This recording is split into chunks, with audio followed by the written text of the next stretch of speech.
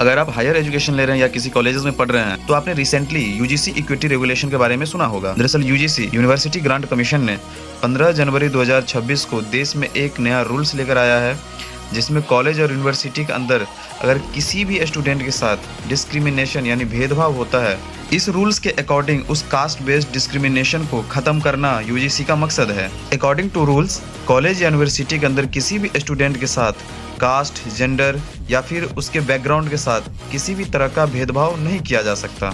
और अगर कोई ऐसा करता है तो न्यू रूल्स के अकॉर्डिंग गवर्नमेंट कॉलेजेस या फिर प्राइवेट यूनिवर्सिटी अपने कैंपस के अंदर एक कंप्लेंट इक्विटी सेल एस्टेब्लिश करेगी, जस्ट लाइक कोर्ट। और यूजीसी ने इस कंप्लेंट सेल को एस्टेब्लिश करना कंपलसरी कर दिया है। अगर किसी भी स्टूडेंट के साथ डिस्क्रिमिनेशन यानी भेदभाव होता है तो वो स्टूडेंट सेल में जाकर अपना कंप्लेंट फाइल करा सकती है और ये सेल इस पर तुरंत एक्शन लेगी। और अगर इस नियमों को यूनिवर्सिटियां अगर फॉलो नहीं करती है तो गवर्नमेंट की तरफ से मिलने वाली फंडिंग बंद हो जाएगी और यूनिवर्सिटीज को हैवी फाइन देना पड़ेगा। और इस नए रूल्स में साफ तौर पर कहा गया है कि एडमिशन के समय और हॉस्टल की एलोकेशन की प्रक्रिया में ट्रांसपेरेंसी रखी जाए ताकि स्टूडेंट्स को इक्वल अपॉर्चुनिटी मिले। अगर ये नियम अच्छे हैं तो फिर विवाद क्यों हो रहा है? तो डिस्प्यूट की मेन दो वजह हैं। ओबीसी कैटेगरी को इस फ्रेमवर्क में शामिल करना और दूसरी है वर्ल्ड लेवल पे कॉलेजेस की रैंकिंग। एक्चुअली यूजीसी के एंटी डिस्क्रिमिनेशन फ्रेमवर्क के अंदर पहले सिर्फ एससी और एसटी वर्ग ही शामिल था।